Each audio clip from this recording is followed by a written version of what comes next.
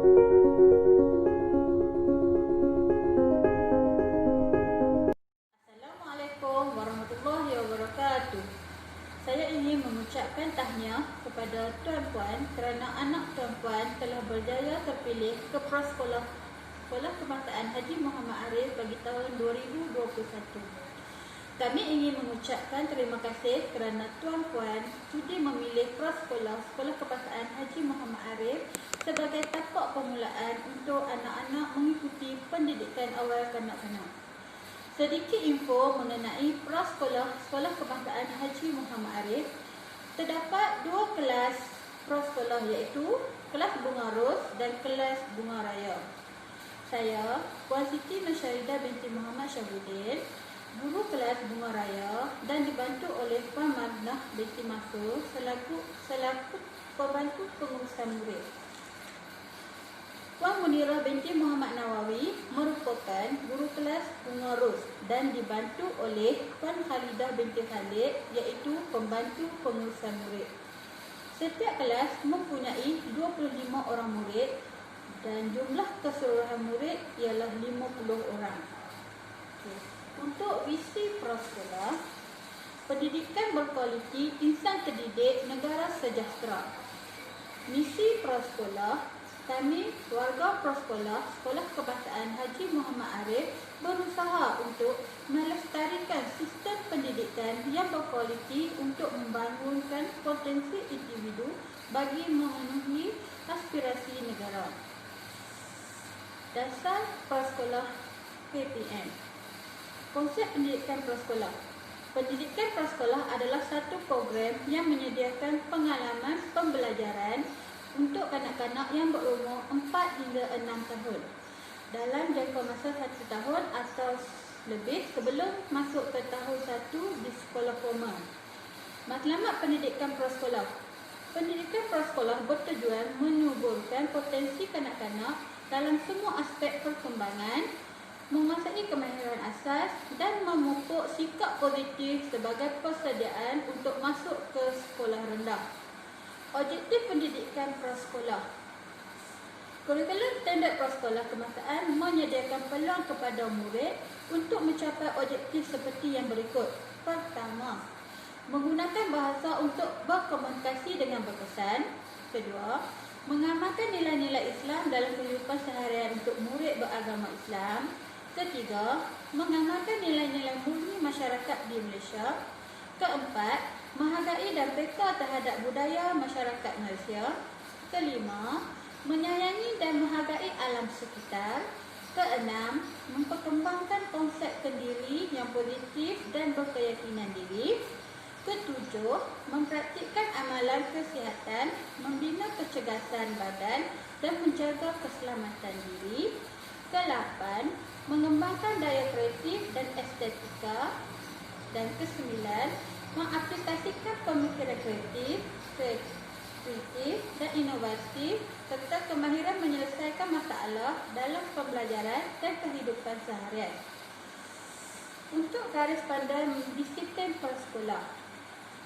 Bagi pakaian seragam, semua murid diwajibkan memakai baju yang telah ditetapkan oleh pihak sekolah, iaitu bagi murid lelaki, t-shirt berkola putih, lengan pendek dan berseluar trek berwarna biru gelap. Bagi murid perempuan, t-shirt berkola warna putih, lengan panjang dan seluar trek berwarna biru gelap. Digalakkan bertudung putih. Semua murid dikehendaki memakai kasut berwarna hitam dan juga stoking berwarna hitam setiap hari ke sekolah. Peraturan di prasekolah. Murid mesti berada di dalam kawasan berpagar prasekolah mulai daripada pukul 7.30 pagi sehingga pada pukul 12.30 hari. Murid-murid tidak digalakkan membawa makanan dari rumah kerana makanan akan disediakan setiap hari di prasekolah, iaitu sarapan dan kudapan. Ibu bapa dan orang luar tidak dibenarkan menunggu anak jagaan mereka dalam kawasan prasekolah sewaktu sesi pembelajaran sedang dijalankan.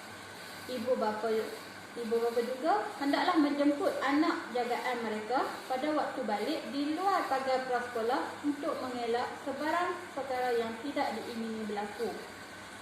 Ibu bapa juga dikehendaki menyerahkan surat sakit atau cuti sekiranya anak tidak dapat hadir ke sekolah.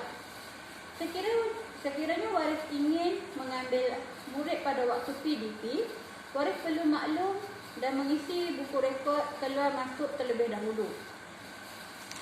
Untuk peraturan kehadiran murid sebelum ke dalam prasekolah, sebelum ke dalam kelas, murid perlu mengambil suhu di pondok pengawal. Waris perlu menulis suhu anak pada buku yang telah disediakan mengikut kelas. Yang kedua, murid dikehendaki mencuci tangan di tempat yang telah disediakan sebelum masuk ke kelas prasekolah. Yang ketiga, sekiranya anak bergejala seperti demam, sesama dan batuk, tidak perlu hadir ke sekolah sehingga sembuh.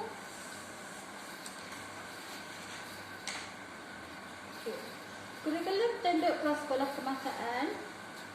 Pendidikan prasekolah dilaksanakan melalui model baru iaitu Dokumen Standard Kebangsaan Prasekolah. Tunjang dalam kurikulum standard prasekolah meliputi tunjang komunikasi iaitu kemahiran bahasa Melayu dan juga bahasa Inggeris. Yang kedua, tunjang kerohanian, nilai dan sikap iaitu penghayatan agama Islam. Ini akan diajar oleh ustazah. Tunjang yang ketiga ialah kemanusiaan iaitu penghayatan semangat patriotik dan juga perpaduan.